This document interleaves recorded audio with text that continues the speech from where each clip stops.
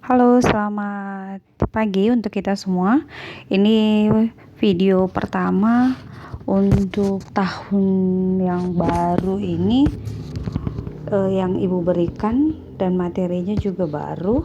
Jadi semoga di pertemuan yang pertama ini kalian masih mempunyai semangat yang baru juga, dan malah harusnya lebih baik dari pertemuan-pertemuan di sebelumnya.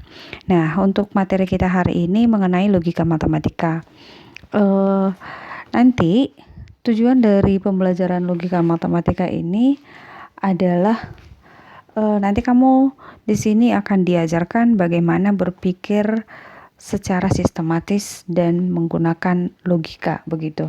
Jadi kan dalam berdiskusi, berkomunikasi, atau memecahkan sebuah masalah sehari-hari, atau memecahkan masalah matematika, atau menurunkan suatu rumus atau logika, itu harus mutlak digunakan, gitu. Jadi bayangkan saja nih, misalkan kalau kita itu berkomunikasi tanpa menggunakan logika, jadi pasti akan kacau semuanya, seperti itu. Jadi kalau misalkan dunia pengetahuan dan dasar-dasar teorinya dan pemikirannya tidak disusun berdasarkan logika, maka tentunya itu akan menghasilkan sebuah ketidakpastian.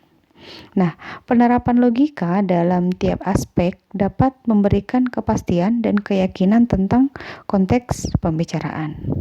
Jadi, nanti di materi ini kita akan mempelajari logika matematika, dan yang terpenting yang diharapkan setelah kita belajar logika ini, maka kita itu mempunyai sebuah kemampuan dalam menarik sebuah kesimpulan secara benar atau sah. Jadi, logika matematika itu memberikan dasar bagi sebuah penarikan kesimpulan dan sebagai dasar yang dapat digunakan dalam banyak aspek kehidupan. Jadi, yang pertama yang kita harus pelajari di sini ada istilahnya. Sebelum kita masuk ke logika matematikanya, kita belajar dulu mengenai pernyataan, kalimat terbuka, dan ingkarannya.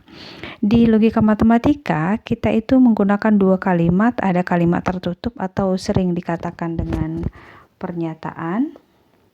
Kemudian yang kedua yaitu kalimat yang terbuka.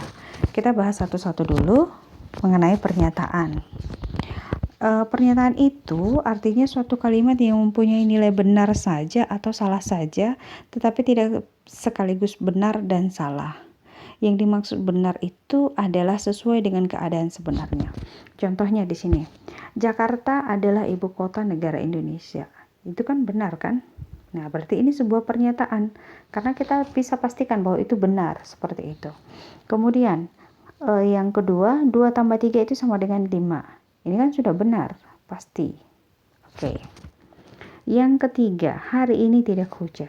Nah, ini tidak bisa kita pastikan apakah memang benar-benar hujan atau tidak kan. Oke, sekarang pagi tidak hujan.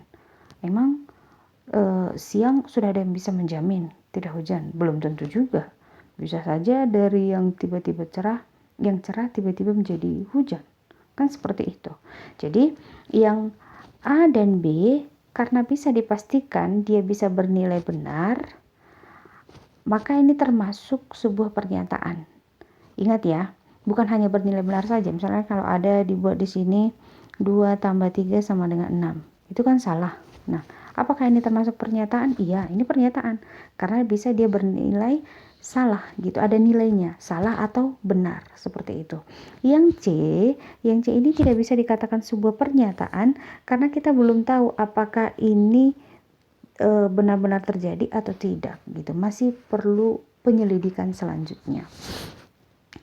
Tadi ya kesimpulannya, kalimat A dan B itu merupakan pernyataan karena kalimat-kalimat tersebut dapat ditentukan nilai benar atau salahnya. Sedangkan kalimat C belum dapat dikatakan pernyataan karena masih memerlukan penyelidikan. Oke, sekarang ke nilai kebenaran. Tadi sebuah pernyataan itu kan mempunyai nilai yang benar atau salah gitu. Itu yang disebut dengan nilai kebenaran. nilai kebenaran itu digunakan untuk menentukan benar atau salahnya suatu pernyataan. Jadi, suatu pernyataan itu biasanya dituliskan dengan lambang huruf kecil, misalkan P, Q, R, S, dan seterusnya. Misalnya, kalau kita ingin membuat pernyataan nih, P.2. Inilah pernyataannya. 2 tambah 3 sama dengan 7. Nilainya apa? Salah. Seperti itu. Maka kita buat di belakangnya dalam kurung salah. Itulah nilai kebenaran. Kalau misalkan ada kalimat yang kedua, pernyataan kedua, kita buat Q. Misalkan 2 tambah 3 sama dengan 5. Ini kan benar. Oke. Inilah yang menjadi nilai kebenaran. Sekarang ke kalimat terbuka. Tadi kan kalimat tertutup atau pernyataan. Sekarang kalimat terbuka. Kalau kalimat terbuka itu artinya kalimat yang masih memuat peubah atau variabel sehingga belum dapat ditentukan nilai benar atau salahnya. Contohnya, X tambah 2 itu sama dengan 5 dengan X elemen N. N itu artinya bilangan natural atau bilangan asli. Apakah ini bisa kita tentukan benar atau salah? Belum tentu. Kalau 3, X-nya itu sama dengan 3, 3 tambah 2 sama dengan 5, maka itu benar. Maka ini ya benar, kan seperti itu. Tapi, kalau ternyata X-nya itu adalah 1, 1 tambah 2 sama dengan 5, ya salah kan? Jadi, ini dikatakan kalimat terbuka karena masih ada variabel yang belum ditentukan. Jadi, kalimatnya itu bisa benar, bisa salah. Gitu, terbuka untuk benar, terbuka untuk bernilai salah, tergantung nilai variabelnya berapa. Nah, itu yang dikatakan dengan kalimat yang terbuka. Sekarang kita masuk ke ingkaran atau negasi suatu pernyataan. Kalau dikatakan ingkaran, ini bahas kata-katanya sudah sering, ingkar berarti bertolak belakang, begitu kan? Ingkar atau janji, mengingkari janji, kan begitu. Katanya datang, rupanya tidak datang, berarti kebalikannya, kan begitu. Jadi ingkaran itu dalam logika itu sering disebut dengan negasi. Jadi kalau misalkan dari pernyataan P dapat dibentuk ingkaran P atau negasi P, itu dengan dilambangkan dengan seperti ini. Nah, dengan cara menambahkan kalimat tanda kutip tidak benar bahwa di depan pernyataan P, atau jika mungkin menyisipkan perkataan tidak atau bukan di dalam pernyataan P yang juga disesuaikan dengan tata bahasa yang baik. Contohnya, apabila ada sebuah pernyataan P, 2 tambah 3 sama dengan 5, ini kan bernilai benar. Kalau yang diminta ingkaran P-nya bagaimana? Ingkaran P-nya berarti 2 tambah 3 tidak sama dengan 5.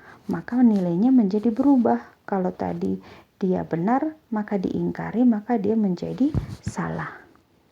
Atau kalau dalam bentuk kalimat, misalkan pernyataan Q, semua bilangan prima adalah ganjil. Semua bilangan prima adalah ganjil, itu kan salah kan? Karena bilangan prima itu kan 2, 3, 5, 7 dan seterusnya. Tidak semuanya bilangan ganjil. Yang 2 ini kan bukan bilangan ganjil, ini bilangan genap. Maka pernyataan Q ini kita anggap salah gitu. Jadi kalau diminta ingkaran atau negasi Q, maka kalimatnya menjadi, tadi ingat menambahkan ini di depannya, tidak benar bahwa semua bilangan prima adalah ganjil. Itulah ingkaran dari pernyataan Q. Jadi kalau tadi pernyataan Q-nya adalah salah, maka ingkaran dari Q-nya dia menjadi bernilai benar. Atau bisa kita buatkan, kalau misalkan di sini ada P, ini negasi P. Nah, kalau misalkan kalau P-nya benar, maka negasinya menjadi salah. Kalau nilai P-nya salah, negasinya menjadi benar, berkebalikan. Gitu.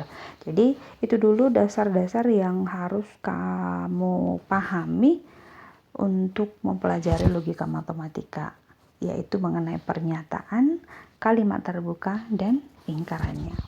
Nah, itu materi awal kita hari ini untuk logika. Silahkan dipahami, dicatat di bukunya dengan baik, dan nanti Ibu akan memberikan tugas latihan untuk materi kita hari ini. Sekian dulu video untuk hari ini. Selamat belajar dan terima kasih.